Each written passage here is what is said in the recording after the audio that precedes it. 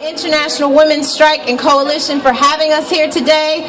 As I'll talk about in a second, we all know that it is going to take all of us to win, and coalition work is a big part of that. So thank you to Jimena, to Natalie, to Michelle, and all the other organizers that pulled us all here today to strike and demand what we need. I'm the Vice Chair of the New York City chapter of National Women's Liberation and a leader in our Women of Color Caucus.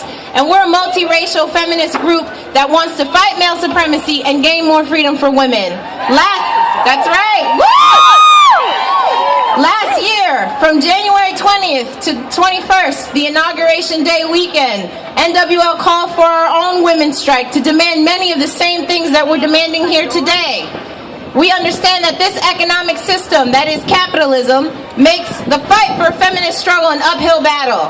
This system uses the paid and unpaid labor of women without fair or sometimes any compensation. And you know what? That's working fine for most corporations. Because they can just pay us the meager wages and then make the workers pay for everything else. It's also working fine for some men, too, who get out of their share of doing, the fair share of doing cleaning, working, and caring for elders, children, and the sick. But this system is not working for the women of the 99%. This is why NWL fights for what we call the social wage and what the IWS platform describes as social provisioning. A social wage includes a healthcare system for all so that we aren't dependent on our jobs for our health insurance. A social wage system includes public child care because children are the future workers and taxpayers that keep society going. And that's day one, not when they become school age. We need public child care. A social wage system includes paid sick leave and paid family leave for 6 months or more because we all, women and men, need to be able to take care of newborn children or sick loved ones without fear of losing our livelihood. And in many other countries, the people have fought for these programs and they've won. So why not here? That's because the billionaires have been successful in keeping us divided. They've used racism and sexism and anti-queer, gay, and lesbian and anti-immigrant ideologies to keep the majority of us from seeing our common interests as the people who do the vast majority of the work, but only get a sliver of the benefits.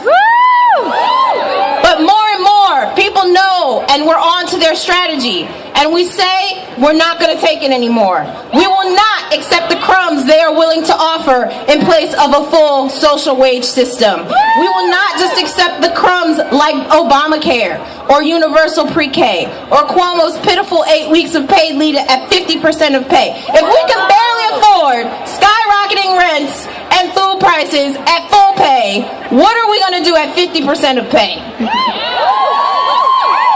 And you know what? Cuomo didn't even require his state agencies to provide that paid leave to their own employees, his own employees. That tells you just how little he and the other politicians think of us.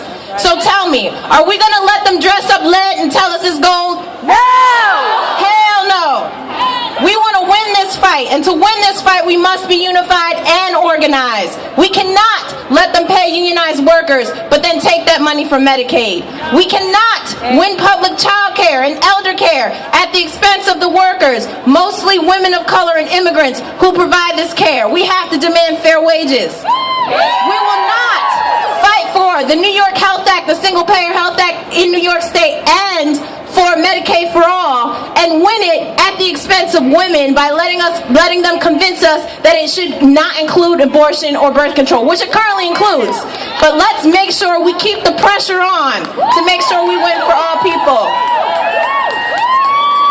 We have to win this struggle, we must be in the struggle together. We must be unified to win. So finally, I want to leave you with this chant. The people, united, will never be defeated. The people, united, will never be defeated. The people